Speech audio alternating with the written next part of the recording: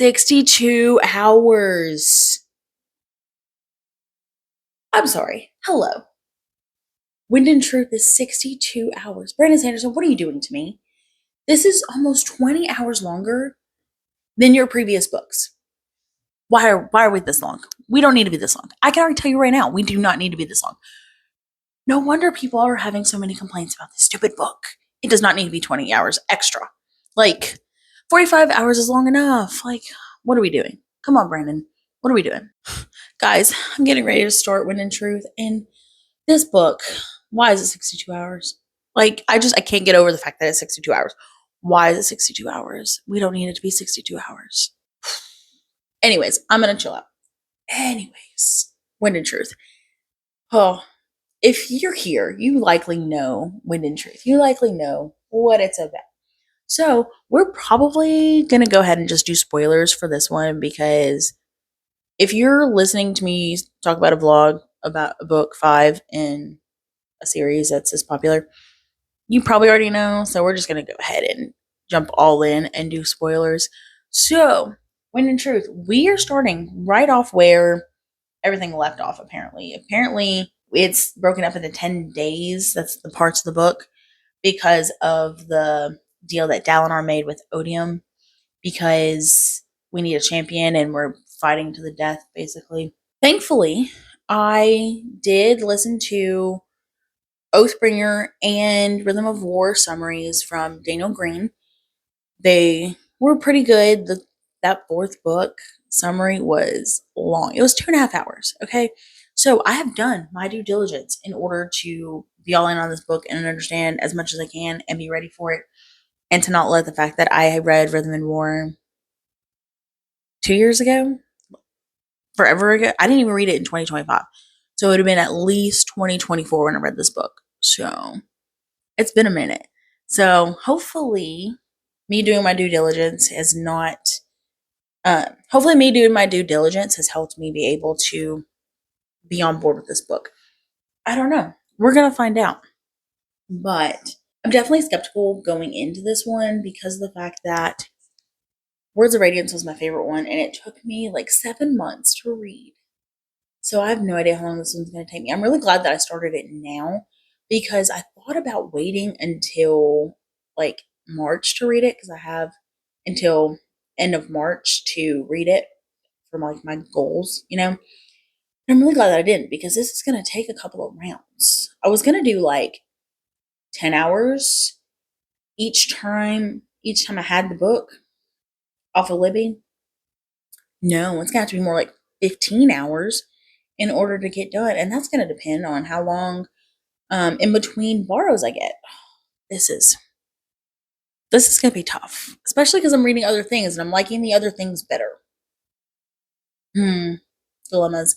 I am going to read it. I am going to read it. This is one that I could probably push through and read it, even if I'm not loving it. But I really hope to love it. We're following Kaladin and Shallan so far. I don't know that I've gotten anything of Dalinar yet. So mostly Shallan and Kaladin. The audio narration sounds so different, especially from book 2. I don't remember what it was like in book 4, but book 2 to book 5, Shallan and Pattern sound so different, and it drives me crazy, because I like Pattern's voice in the second book, and so that's a bit of a bummer. And I know these are stupid. I know. I'm procrastinating right now because I need to go read it, and I don't want to. I will, but I don't want to. Oh, we're not off to a great start, are we? This is gonna be fun. Okay, guys, I am 10 hours into this audiobook, and I am bored. Nothing is happening. Nothing is happening. We've had one skirmish, which I didn't even care about, because nobody dies in Sanderson's books until the end. Even if they do die at the end, it's whatever. So I'm bored. Not really anything's happening. Kaladin and Zeth have gone to Zeth's home, which I'm really interested in Zeth. I like Zeth. I like his sword. His sword is funny. His sword is great. If we could just have more of his sword talking, I'd be okay. I would stick with it. what else happened? Oh, we found out that Wit was outsmarted by Odium, who is Teravangian. But they don't know that it's Teravangian. They just now realize that it's not Odium, and their contract has been hoodwinked, basically. That they are finding some loopholes, and now they're having to be like, oh, okay, so we screwed up. That's fun.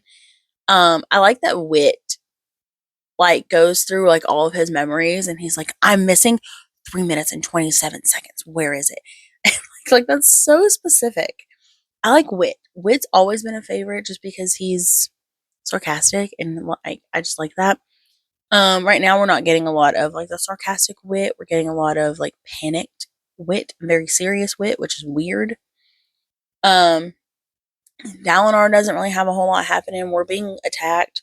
Some of our cities are being attacked because of these loopholes in this contract that we have. That's really it. That's really it. There's not much happening. Shalon is almost under attack. We know that the Ghost Bloods are going to come after her, so she's kind of like preparing for that. Other than that, that's it. Like this is it. These are your plot points, and I'm 10 hours in, and this is as far as we've gotten because Sanderson needs to speed up. Like it's just so slow. I think that if it wasn't so long, it wouldn't be so bad. But like it's just slow. And I just don't care. I want to care. I know Sanderson has some really good scenes, and I know he does great with his endings. So I'm hoping to just like get there. And I've heard some mixed things about it. I think I've mentioned that before, that I've heard mixed things about Wind and Truth. Some people really like it, some people really hate it, and I'm less picky than most people, so I should be okay. But it's not looking great. I honestly don't care if I finish it at all, but I am kind of curious about the ending. I really feel like we should have a big death, and any of them could be that person. I mean, Kaladin is an obvious choice to be like a final death because he's already starting to turn over his responsibilities to other people and let them be in charge. And he's very much a protector, and he's like our main dude. So him dying would be like a big blow for us. I imagine him dying in like self-sacrifice sort of thing. It's kind of what I picture.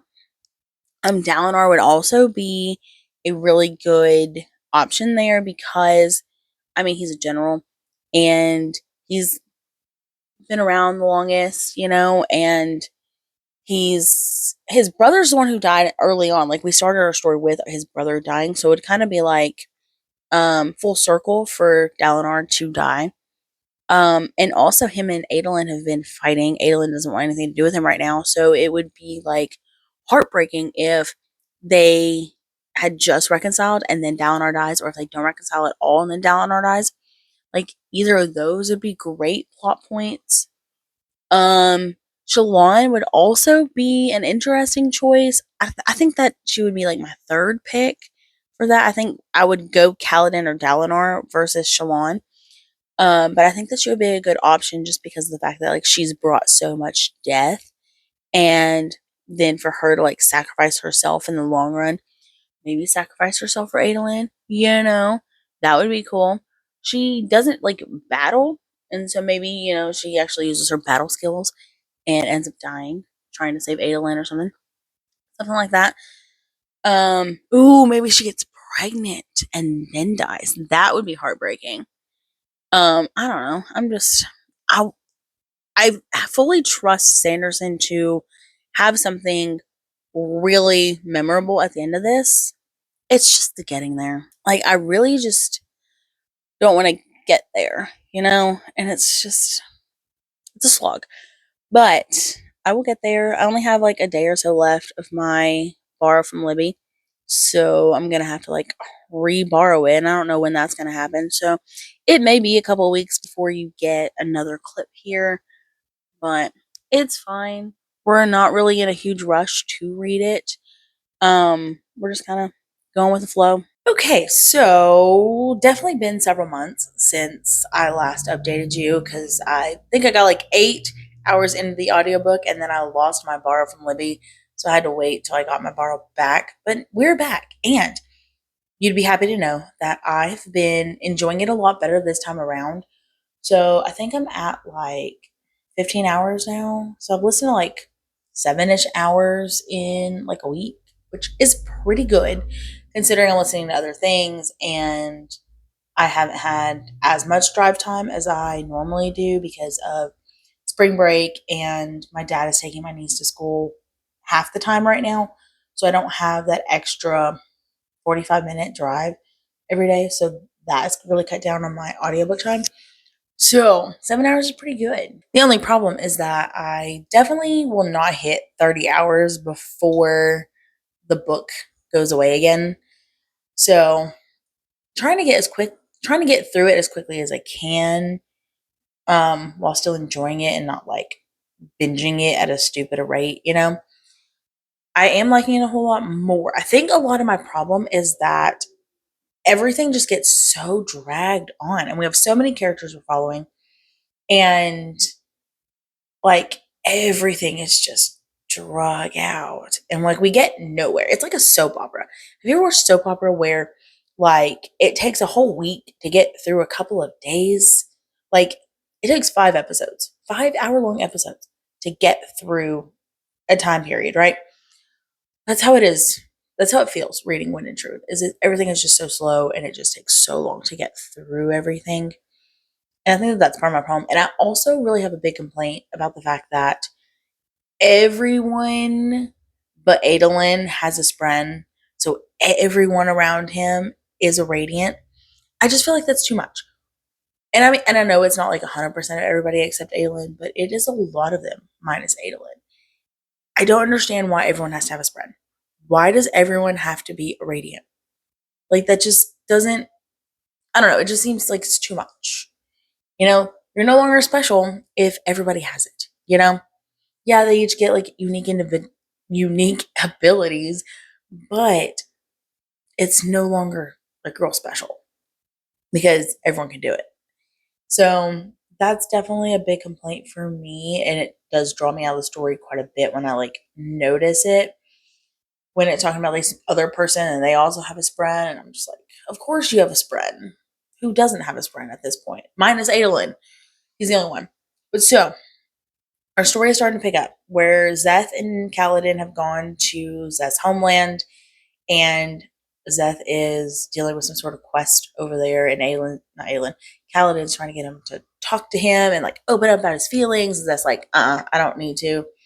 I am supposed to feel this way because it's part of my punishment, and I don't need to be fixed. And Kaladin's like, let me fix you. It's like, no.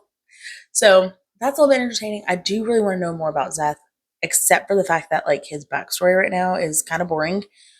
His family found a rock and they debated on moving the rock. I don't understand why the rock is so important, but apparently the rock is really important in their culture and it's like blasphemy to like move this rock, and I don't know why we care about the rock, and you know, so I'm there. Shalon.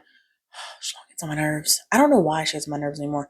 I don't like the ghost blood stuff, and I haven't since like book 2. I think that's when all that started. So I definitely don't enjoy the ghost blood stuff. So that kind of takes me out a little bit when we're there. But I'm really interested in like the wit stuff, the Dalinar stuff, and Navani. I think it's super interesting how we are trying to find some sort of workaround with Odium and trying to like beat him in our battle. I really love Wit. Wit is one of my favorite characters, and we don't get enough of him, and I just want more of him. And it's not just for the sarcasm, although I do love the sarcasm, but it's also the fact that like he knows so much, and he is just so interesting in how long he's been around and everything that he knows and just how much he brings. Like he has so much personality. And so I really like his character. I really like this whole stuff with Dalinar where he's trying to figure out how to deal with Odium, and he is trying to go into like this perpendicularity. I don't know what they call it. It's something, but basically it looks like he's like opening like a portal in time, and he is going back in time to see what he can do. I don't know. He's checking his memories or whatever. Um, So that's going to be really interesting. We just got there and it just got screwed up. So don't know how that's going to end up working out. I'm really interested in Shalon's second sprint. I really want to know more about that. That's about the only thing that I really like about Shalon. Um, I don't like that we're following a ton of people. Like, it's a ton of people. And it's a lot of people that we didn't even follow in the first several books, and now we're following them. I mean, I get it. It really feels like we're following these perspectives in order to set up for the next section of books, because these are the people we're going to be following. And so he's like implementing them in now. So by the time we get to the next book, then we're like, okay, yeah, we've been here before.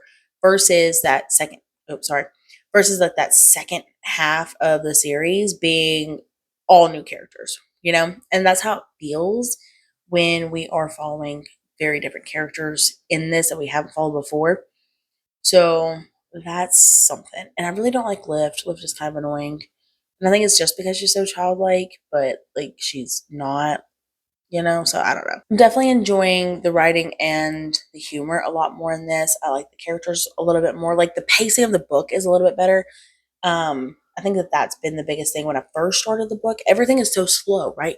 And I don't enjoy like the early part of books the most because everything is building up. And so it's like all background and all like, oh, we got to do this and oh, we got to find out about this, whatever, it's just really slow in the beginning. And because this book is so long and because we're following so many characters and we're doing so many things, everything gets drug out. And I think that that's the problem with this one, is that everything just gets drug out. And so it makes the beginning of a story that's already slow extra slow. So now I think that we're, got about 10 hours in. Now we're starting to pick up with a little bit more of the conflict and stuff. So definitely feeling a lot better about this one. I will probably update you again after I read this last week. Once my borrow goes back to Libby, I'll give you another update. Um, this vlog is probably going to take all year. And so we're just going to go ahead and accept that now. So I will probably see you in a couple weeks. Guys, I never thought that I would see the day, but I'm actually enjoying Wind and Truth. Believe it or not. I am actually enjoying it. Let me tell you about it. So I am loving Adelyn's perspective, which is so wild because I really love Kaladin and I usually love everything that he's doing. And I was super interested in Zeth coming into this, but Adolin is where it's at right now. And I really like what he's doing. So right now, Adolin he's been sent to this town to protect it because it's getting ready to come under attack. And so he comes in and he's having to deal with like the politics of being an outside leader, and he's having to negotiate politics with the town's generals and people in charge, and trying to give his opinion and do his job, but not overstep and not embarrass people or kind of like undermine them, that sort. So he's having to do all of those things, and we get to see a lot more of Aylin's personality when he's like meeting people and he's like, hey, just call me Aylin. Who cares if I'm higher rank or whatever? Just call me by my first name, whatever. So he's discussing a lot of those things of how it works better. Like, it doesn't work for everybody to be on a first name basis with their subordinates, but it works for him just because of who he is.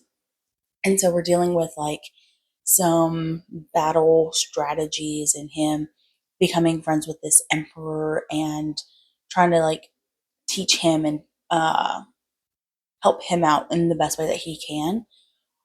But we're also getting Adolyn's like internal struggle of, and I don't even know that's internal struggle, but we're getting this discussion of Adolyn doesn't have anything special right now. He was super special. He was the greatest swordsman or whatever. And he was really good on the battlefield. And so that's what he was. But now we've got all these radiants in here and he has nothing. He has no special powers. He can't fly. He can't light weave. He can't do anything that others can do. And so now he's just kind of like normal. And so we're seeing some discussion with him with that. And we're also getting some discussion of like, why do you not have a sprint? Like, why are you not radiant? And I was wondering the same thing. Because I'm like, everyone around us is radiant or special in some way. but Adolin doesn't have anything. Like, that's just weird to me. And it was one of my complaints. I don't know that I mentioned in the last clip, but it annoys me that everybody has a spread and everybody is becoming radiant in some way. And it stands out that Adolin does not. And so we're getting this discussion of why do you not? And he talks about part of that being that he doesn't want to lose Maya, which is his sword, who is his friend, but she's dead ish. It's weird. You know. And he doesn't want to lose her, which is cool. And I love their dynamic and I love him um forming this bond with her. I like that a lot. But I also like the discussion of how he doesn't like O's. O's. Okay? Let me make sure that's enunciated.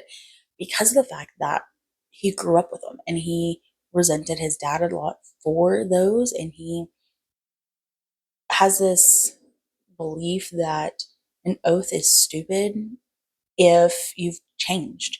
Like an oath is only good as long as you're still in that same place. But when you've grown and you've learned better, like you're just like, hey, that was stupid. I'm sorry. And you move on versus holding yourself to these vows that you've made when they no longer apply and you're no longer in that same place. And so I think that that's a really cool discussion. And I'm really interested to see how things keep playing out. I don't know that he stays like normal for long. I feel like something's coming. And I think that may be part of why I really like his perspective right now, is because something is coming. Like, I don't know that there's any way that he doesn't keep staying normal. Like, he doesn't get something. I really wonder if he becomes honor.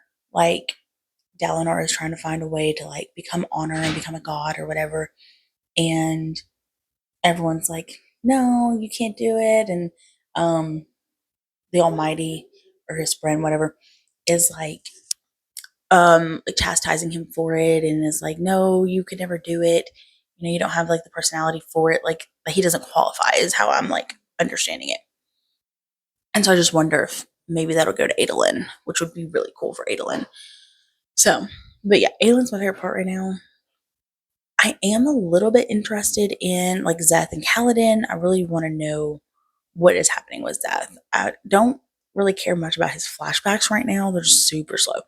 I think we started way too far back in the past, and I think we're progressing really slowly with those, and I don't like it. Because I mean, we dealt with this rock for several of his flashbacks, and then he killed a dude, and now he's like being conscripted, and I'm really interested in those things. Like, I just want to like, there's just so much more to his personality and his character, and I just want to get there, and we're taking forever to get there. But him and Kaladin, I really like their dynamic of how Kaladin is like, you need to heal, and Szeth is like, no, I just need to wallow in all of my bad decisions and how I've hurt people. I'm really curious about this voice that he keeps hearing. Like, I don't understand like who's who. I know when he's like sword naming, I know that that's the sword, but then he's got this spren, and I'm still understanding that. That was funny. I gotta tell you about that in a second. And then he also has this other voice that he's heard over the years. And that's what I'm really interested in. I'm trying to like figure out like who everyone is and like why he's hearing these voices. And I'm really interested in those. So I can't wait for that to go further. But dude, it was so funny. So my kind of humor, okay. Szeth is fighting these dudes in the bead realm. I don't remember what it's called, Shadesmar. And so he's fighting them, and his friend brings him an item to help fight these dudes off because he's doesn't have a weapon. He's like, this is a spoon. And then he throws it at the spren, hits the spren, and the spren falls. It's just funny. Oh, it was so funny. I was like, that's great. I love that. Like, that's what gets me. I love that kind of humor. It's just so perfect. These little quick lines are just like really throwaway. Like, no one's even going to remember that at all, except I'm going to remember that because that was so funny. So I really like those things. Where is that? Where are we at? Dalinar Him and Navani, I don't know what you guys are doing at all. Like, you had opportunities to go home after your perpendicularity has been like messed up and you chose not to go.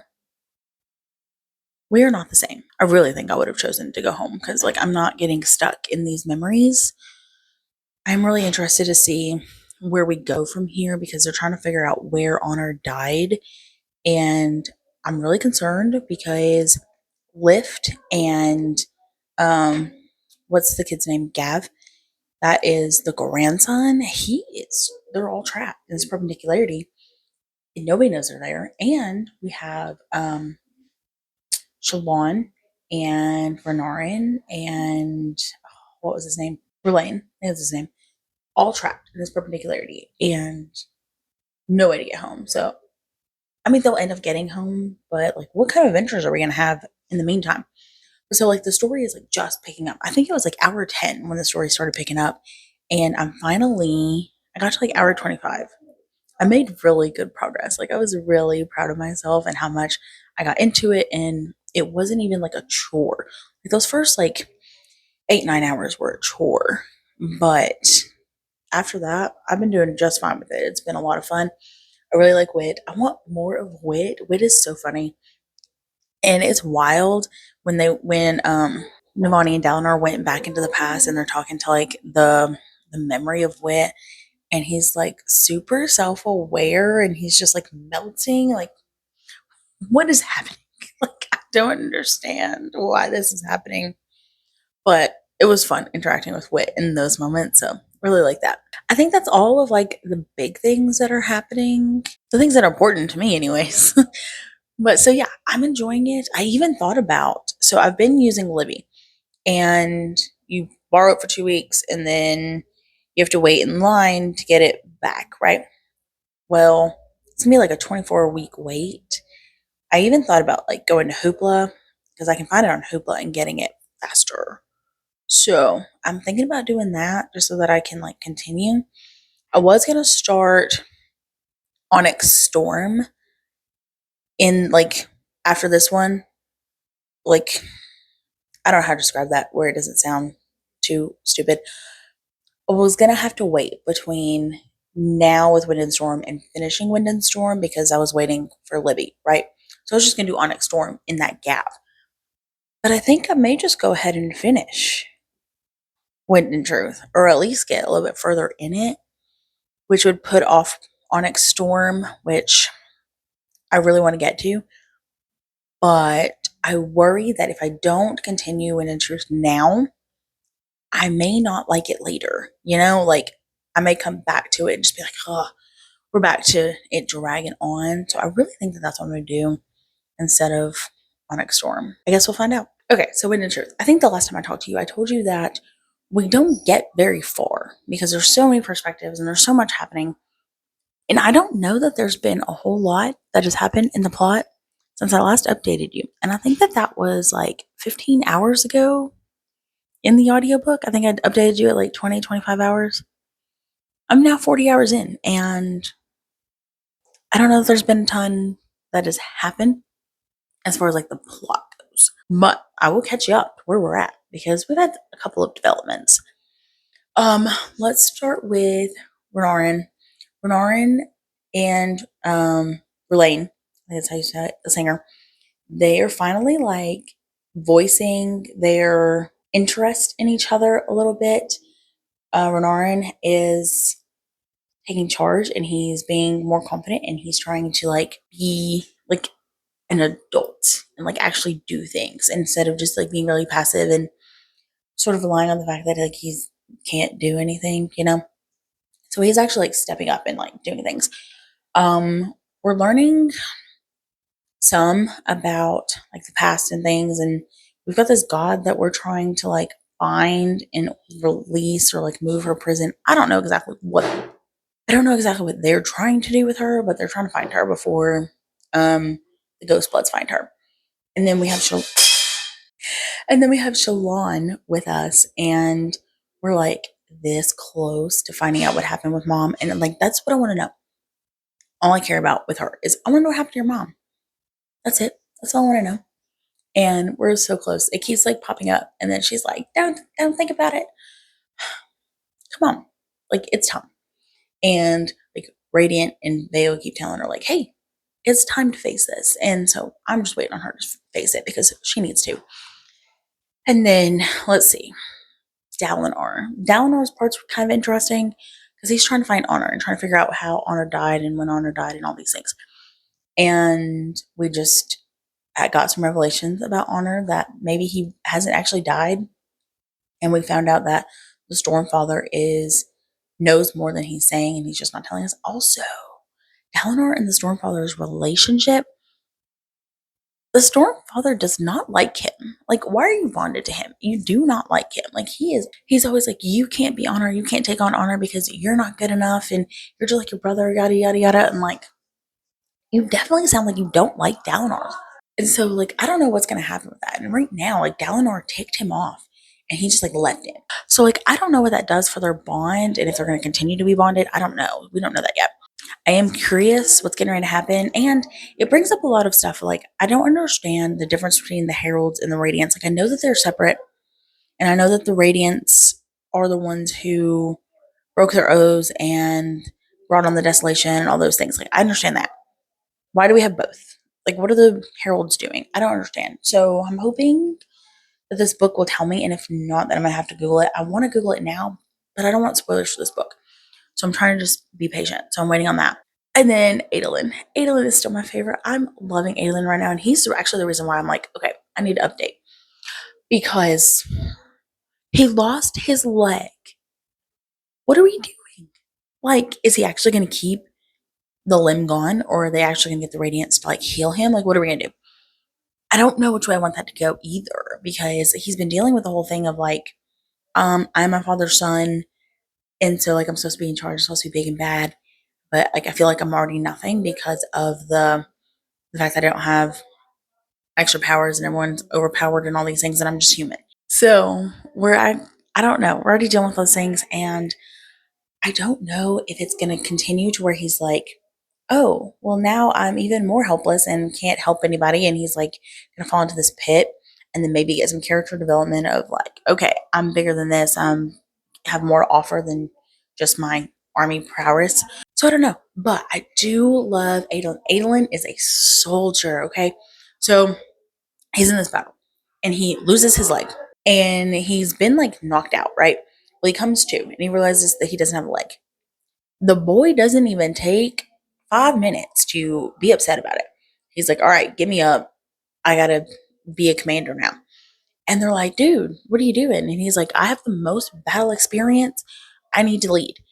And so they help him up and he goes and leads. And I'm just like, what? What are you doing? Like, you are without a limb and you're just gonna get up and go lead? Dude, he is definitely Dalinar's kid. And I am I'm so proud of him. Like, to be that much of a leader and to be like, okay, y'all are more important. I gotta be in charge. I gotta do something. And man, and that's why I think maybe he will fall into like a quick pit of like despair of like, man, now what am I supposed to do? And then he'll realize, okay, I have more to offer than, just being able to fight. So I don't know, but I'm excited to figure that out. Oh, Kaladin. I forgot all about them. I was sitting over here trying to like figure out like who else I need to talk about, and I forgot all about Kaladin and Zeth and the whole thing there. Like, I don't know. I'm just not loving it. I'm really interested in Zeth's story and like the voice that he hears and this journey that he's on. Apparently, he's been on this journey since he was younger, and I don't know how he got from where he's at to now. Like, I don't understand. So let me explain a little bit. So he was just a kid living with his dad and his mom and his sister, right? Well, he screwed up and he killed a dude. So because of that, he has to be sent off to be a soldier.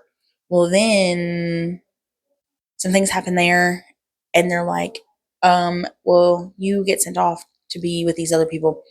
And so then him and his dad go to be with these other people.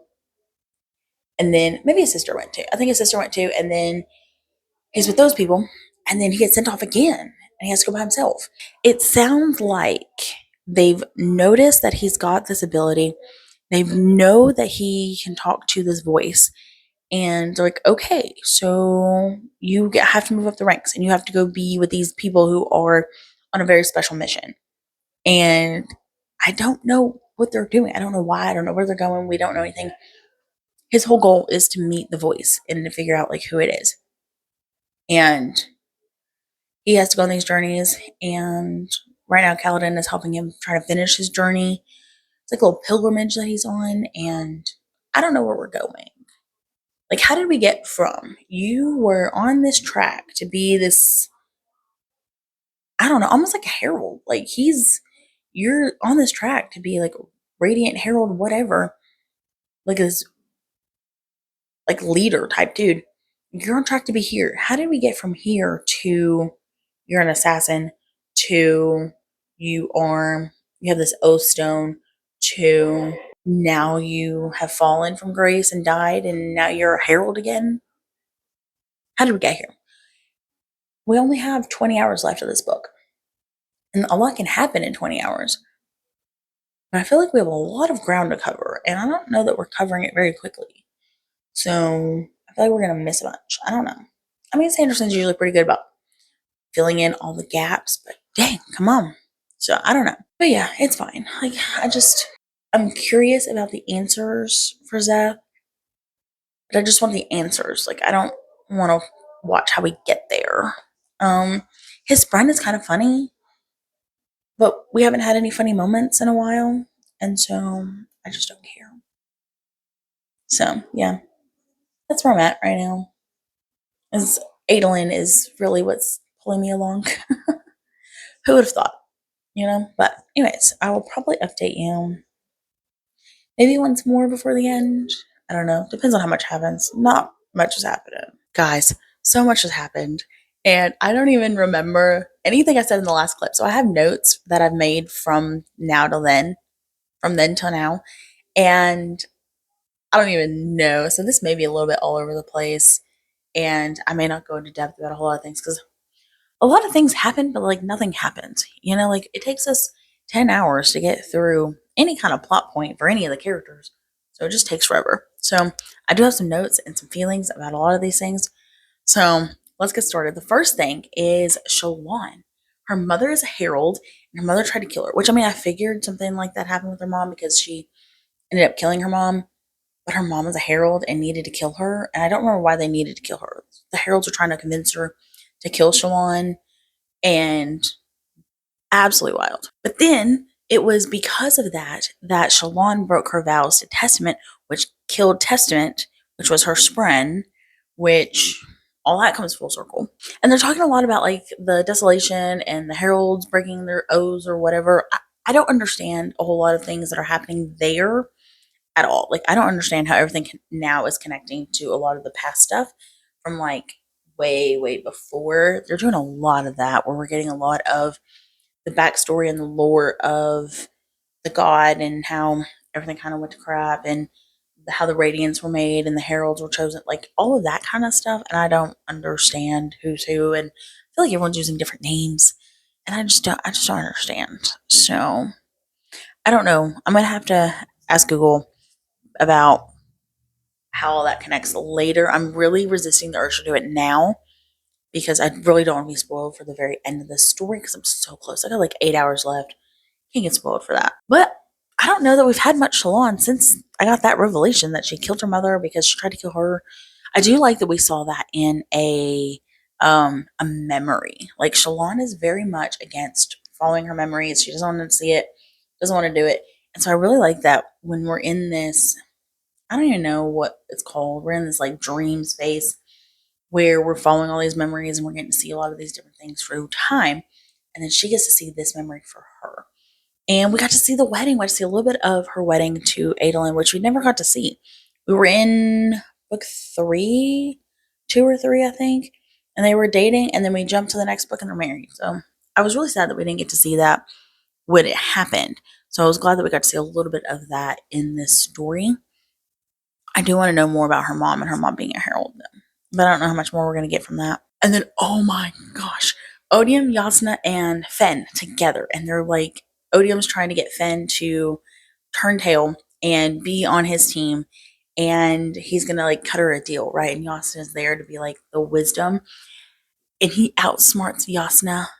I love it. It was so well done. I absolutely love this scene. I love the fact that he let her feel like she was winning, and then he like brought up some things and like some memories, and she's like, oh crap, you know about that. And then it just like wrecks all of her statements and all of her wisdom. And so Fen doesn't even believe her anymore. And Fen's like, well, I'm going to do what you would do and do what's best for my own country.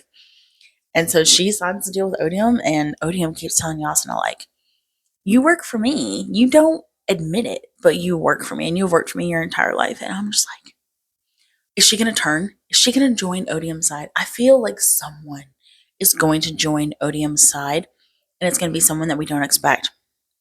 And so, I don't know. Like, I've even thought Adolin might join his side, because Adolin is like so nihilistic and just like wild right now.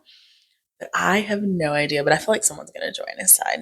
And then the reveal that Yasna hired a hitman for Elokar's wife, and then mostly used it just to like keep tabs on her.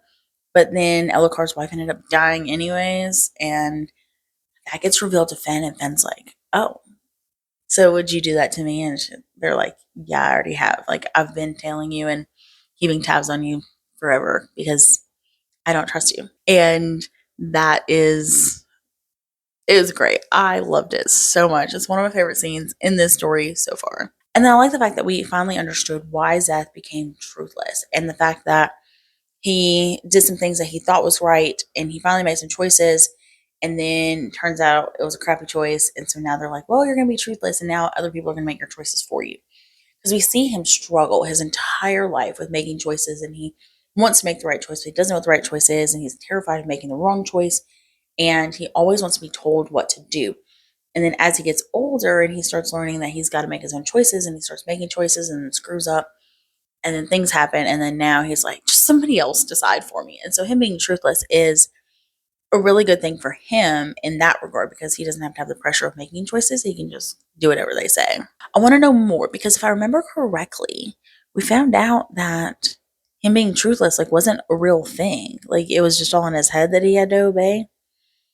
And so I don't know how that works. I may remember that wrong. I don't know what else is happening in his flashbacks. I don't know what's real in his flashbacks and what's not, because we've been following this trail thinking that all the people that he's meeting and these I don't know, honors, what are they called? I don't know what they're called. But they have honor blades, and he's trying to follow their advice, and he's trying to follow in their footsteps, but he's learning that they're following Odium, and he's like, y'all are following the wrong people, and I don't want to do that. But then we find out that he was wrong about that. So I don't know what we've been seeing. I don't know what we've been doing. I don't understand nothing about what he's doing. Maybe it was like he was on the right path, like the correct path, and not like an Odium path, because he started his journey and then he screwed up, became truthless, and then now in the present day he's been going back on that journey.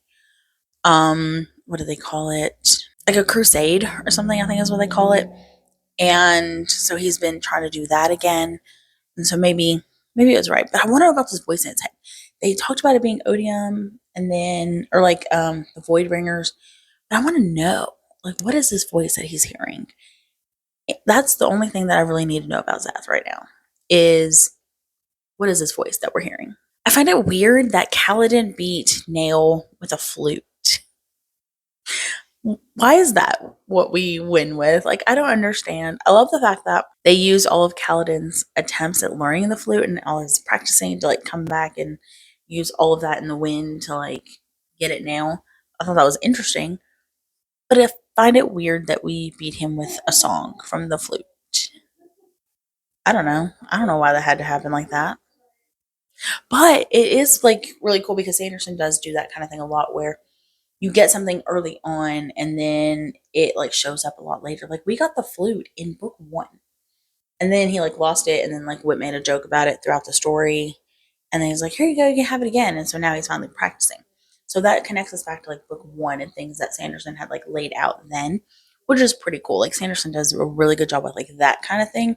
So like even like the throwaway things in like books one or two or three, they really come back to show up in book five, which Sanderson's always really good at. Seizo killed his spren. Like, what do you? I get it. Moash was going to kill the spren, and so he broke his vows to save the spren, but then like essentially like killed it. So I don't know how that's going to play out. I'm really curious to see how that plays out with Sazel. I keep wanting to call him Sazed, and that's not correct. So if I say Sazed, know that that's not correct. But I really want to know what's going to end up happening. And I know that like Aelin was able to bring like Maya back a little bit after like she died. But I don't know that they had the same. I don't know if they're the same. So I don't know how that's going to work. But I wonder how his friend feels about the fact that he broke his vows in order to save her. Ooh, we have this issue with, I don't know if it was, I think it might have been the Knights Radiance because they broke their vows early on. And that's why we got all mad at the Knights Radiance. I wonder if they broke their vows for like that kind of reason of we don't want our friend to die. And so we're going to break our vows so they don't like fully die. I don't know. I guess I'll have to wait and see. Speaking of dying, Aelin almost died, and Aelin right now is very nihilistic. Like, he is just, like, angry, which, I mean, I don't blame him. He does have, you know, an amputated foot, so he's having a really hard time dealing with the fact that he's very limited in what he can do, and he can't help the way that he's used to helping, and, you know, he was already feeling really, like, useless, and so now it's just, like, so much worse because he can't even do the things that he's used to doing. So I don't know what's going to happen with him towards the end of the story, but I'm really excited for where his journey is going to go. And then he's wanting to make amends with his dad, which is different because he's been hating his dad this entire time. So I'm really curious how that's going to go. I really wonder if his dad's going to die before Adolin can actually make amends now that Adolin wants to make amends, you know? It would just be very heartbreaking if that were to happen. But so it's very possible that it could happen. And then, like I said, I have about 7 hours left. I'm on day 10. I am almost done with this. But I'm in a place right now where like it's just so long. Like I just want all the answers. Like, can I just get to like the answers? But I can't. It just takes us so long to like get anywhere. And that's what bothers me about this book being so long, is that it just takes us so long to get anywhere. And I have said that probably like 10 times in this whole video. So hopefully we're not playing any kind of drinking game because you would not be okay right now. But yeah, so my next clip will be after I finish the book, which will be sometime in the next couple weeks because I am almost done. So I can't wait. This has been a long journey. We've been reading this book since March, and it just started with July. So it's been a minute, but we're almost done. Okay, guys, buckle in. We have a long clip because I finally finished Wind and Truth, and so much has happened, so much to talk about, and I definitely will not talk about everything. But these are the big things that I want to talk about, and I've got so many paragraphs of notes to talk about. So let's get into it because I feel like this video is already going to be pretty long, so I don't want to keep you too much longer. The first thing, though, is I don't understand everything that fully happened, or I don't fully understand everything that happened. I had to do some research because there's just so much happening, and I don't understand all of the nuances of everything. And so I've had to like go and do some research and like figure it out. But I think I've got a pretty good basis on what happened. And some of these storylines ended the way that I feel like they really should have ended. And they were just fantastic. I think there were several moments where Brandon Sanderson did a really good job of setting you up for this and calling back to those things. And you're just like, oh man, that was great. That wasn't just like a thing that he did, that actually had meaning, which Sanderson usually does pretty good with. Like Gav being ODM's champion, that was fantastic. I never saw that coming. I knew like it needed to be somebody who was really close to Dalinar and who it would make it really difficult on Dalinar to kill. But Gav, never would have thought that was coming at all. But I think that that was really great because it made sense then as to why he was in the flashbacks to begin with, because like he accidentally fell into the perpendicularity and now he's on this journey with Dalinar and Nirvani. I thought he was just there to, you know, because that sucked. And now you have to go through all these painful memories. No, it was there so that he could see Dalinar being the way he was with Elokar, which is Gav's dad. Then Gav can get mad at Dalinar. Gav can want revenge on Dalinar, and then Odium kept him in the perpendicularity and then like aged him 20 years and just fed that resentment and that fear and trained him to be a soldier so that he could come in and kill Dalinar. And it would have worked, like, because Dalinar was like, I can't fight you. Like, I love you, your family. And it was fantastic. I loved that. I really thought it might have been Adolin just because he was really angry with his dad, but he's definitely too honorable to have been manipulated to follow Odium. So I think that Gab was a great choice. Like I was saying, Sanderson did a really good job of setting that up because you see throughout the story where Gab is watching these memories happen, and then he starts questioning Dalinar and getting a little bit scared of Dalinar and like being angry with Dalinar, and you can see those pieces already setting up before we ever even get here, which is fantastic. I love Adolin. Adolin is definitely my favorite at the end of this. I love him having to fight this dude one-on-one, no weapon, and he's got that missing foot, and so he's on a peg leg, which he hasn't spent a whole lot of time on. He hasn't really trained on. He's just kind of thrown out into the war, having to deal with his foot, and he does not let that stop him. And I love a character like that. That was one of the things that I really liked about Kaladin, was that it didn't matter what happened. He was going to get it done anyways, regardless of the circumstances, regardless of how handicapped he was. It didn't matter if he was on the short end of things. Like, he was going to get it done anyways. I also really love the Emperor and Adolin's growing friendship with him, and how his time as a thief ended up coming back into play, and he was able to like sneak them into the throne room and save the city basically. And so I thought that was really cool because we got to see his history actually coming into the now. Another piece, how Sanderson, put that little piece way down here and then pulls it back out in here later. Fantastic. Okay, so the Zeth stuff is the stuff that I really didn't understand fully, because we're following him on this pilgrimage and he's being like pulled in all kinds of directions. And I'm like, who is doing the manipulating? Like, is he being manipulated by the heralds? Is he being manipulated by the fused? Like, who is it that's doing the manipulating? Like, who's the puppet above Seth that's like forcing him to do all these things and kind of talking him into doing things? And we don't really, I really needed it to be like laid out. Like, it was XYZ because of this. Like, that's what I needed, but rather we got like really slow reveals. And that may be a part of it, is that Seth didn't really understand which way was up. And so like we didn't really know which way was up until like the end. I don't know, but I needed some more straightforward reveals. Seth's story is really tragic though. He grew up with a lot of pain, a lot of hurt, and he just wanted to do the right thing. And it didn't matter what he did, but it never felt like the right thing. And all he wanted was for somebody else to tell me what to do. And so we really can see the development of who he becomes, because he wanted other people to tell him what to do. And so then he was easily manipulated, because he would follow whatever it was that they wanted him to do without question, because he just tell me what to do. I just want to do the right thing. And that's all I care about, is doing the right thing. And I don't feel like I can make that choice. And so I need everyone else to tell me what that choice is. So the ending, I don't know who all everyone was, the corrupted honor bearers and the fused and all that. I don't know. I do know Seth released his friend, and I'm just like, I really like your friend. Really liked his friend. I really loved his personality. I thought he was funny. I don't know. I may be the only one, but I really liked his friend. So I was really heartbroken that he released his friend. But I get it, because he didn't want more people telling him what to do. Like, he just like, I don't need it anymore. So I just need to like tell everyone to go away. And so that's what he did. And then we have him fighting for his life, because he no longer has these powers because he got rid of his friend, right? Well, now he's fighting for his life. And so he's got Nightblood, and somehow they're using Kaladin's powers through Nightblood and through Zeth to like fight. But then Nightblood is like eating Seth's essence and like takes off his arm, and then takes off part of Kaladin's hand, and then Nightblood's like, oh, I can choose. And so Nightblood chooses to stop, even though he's like created to destroy.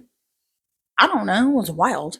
I thought it was interesting that he learned from Kaladin that he can choose, because that was Kaladin's whole thing was that, is that you can choose. Like, you get to choose what you want to do. And Nightblood took that in, I guess. And then Kaladin chooses to help the heralds. And I love the callback here because the heralds are like, Honor is dead. And Kaladin gets up and he's like, yeah, but I'll see what I can do. That's what he said in the second book when he goes to help Adolin. And I'm just like, oh, it's my favorite scene. That arena scene is my favorite scene. Yeah, Honor is dead, but I'll see what I can do. That is my favorite line.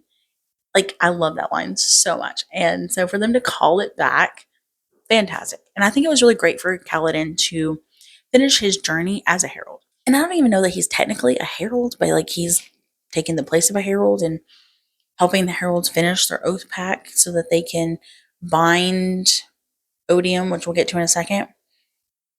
So I don't know, but I think that's really cool. I think that Kaladin choosing to sacrifice himself, because it's supposed to be Zeth, but Zeth is like laid out in the floor and like missing an arm, and they're like, he can't do it.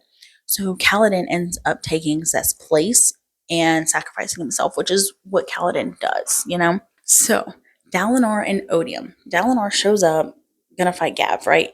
So he either fights Gav and kills his family and shows that he is still gonna win it at all costs, or he refuses and then he loses and then Odium wins anyways. So he's like trapped, right? Well, Dalinar ends up making a different choice and he like becomes Honor's vessel, which he had been trying to do the whole time, but everyone's like, no, you can't do it. Honor won't choose you. You're not honorable, yada, yada, yada, right? Well, then he chooses Honor's power. So then he gets Honor's power, but then he's like, man, I have the power to like defeat Odium and I can just kill him right here. But then that kind of like creates a mess later on. So what I'm going to do instead is I'm going to release Honor's power. Odium sucks up Honor's power, creating retribution. So now Odium is now retribution. And they also created this like storm of power. And Dalinar like covers Gav with his body. Dalinar dies. I guess Gav lives. And so now Dalinar's gone. Odium is retribution. And the whole entire world changes. Stormfather died. Like, what? We no longer have the Stormfather, and the Stormfather is connected to the Spren, or at least part of the Spren. And so now that's different. The Radiants are all different because of everything, because of the Spren. So we don't know what that's going to look like. So Sanderson definitely left a lot of questions on the table because we just changed the entire way of the universe. And now if you want to know, you're going to have to read the next set of books. Dang you, Sanderson. Then we have Shallan. Sanderson did a really good job here because Shallan has been in the perpendicularity and she's been dealing with Formless like popping up again, and she's like, I dealt with you. You should not be here. Well, Formless has been there, popping up throughout this whole book.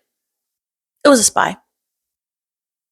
Such a great twist. Such a great twist. I love when Sanderson does this kind of thing where it's like you have this piece and it keeps popping up. He keeps referencing it, and then it's a big twist. Love it so much. And then Shallan kills the spy. Shallan kills Moraze and actually like used light weaving to pretend that she like pickpocketed him and stabbed him and killed him. And I love the way that her identity has come full circle because she's no longer hiding behind the personalities. Fantastic. I really liked how all that ended for her. She's now stuck in Shadesmar. I mean, she's not like stuck. She can get home, but she just has to figure out how to get home. So you gotta read the next book if you're gonna find out how she gets home. And then Wit was like, I'm gonna be killed. So he finds Sigil. That's how you say it. He finds him. We call him Sig. So he finds him because now he's no longer a Radiant. So he's like, hey, I'm going to need you to take this and hold on to it. And Sig's like, okay. And so Wit gives Sig the Dawn Shard. And I don't know what that is. I haven't read a lot of the other books. I know there's a novella on the Dawn Shard. I don't know what any of that means. So he gives him the Dawn Shard. And then Sig ends up in Shadesmar. And Wit gets vaporized. Odium vaporizes him. But then Wit pops up in like another world, and they're like, oh, our experiment worked. So like, what happened there makes me want to know more about Wit. I love Wit. Wit's one of my favorites. And then Sig, where he's in Shadesmore, he's like on this journey, and he ends up meeting Zess Spren. And I'm like, I want to know more. I want to know more. And apparently, and I don't know, but apparently, according to ChatGPT, the Sunlit Man is Sig's story, like the after this. So I need to read that now. And apparently, in Mistborn Secret History, you get more of Hoyd, which is Wit, and you get like more of his personality and stuff. And like, I didn't want to read any more of the Cosmere. I just didn't. It's just too much. But I really want to read Sunlit Man, and I really want to read Mistborn Secret History. So if you've read either of those and you're like, no, ChatGPT was wrong, just let me know. Please let me know, because I don't want to read these and then be disappointed, because I don't want to read any more of the Stormlight Archive if I'm not going to get Wit, if I'm not going to find out about Sig, because that's super interesting to me. But yeah, all in all, a lot of things happened. All in all, I liked it. I'd still stand by my statement. It's too long. Like, that is my biggest complaint about this whole story, is that it's way too long. There's so much packed in here. This should not be a 60-hour audiobook. Like, it should not take me 6 months to read a book. And I know I'm slow. And I know I read other things. But I was not 6 months slow. You know, like, just took forever. But yeah, other than that, pretty good. Glad I read it. Now that's done. And that is also the end of our vlog. Let me know your thoughts on Wind and Truth. Have you read these? I hope you've read these, because I spoiled the heck out of this book. Let me know your thoughts in the comments, and I will see you in the next one.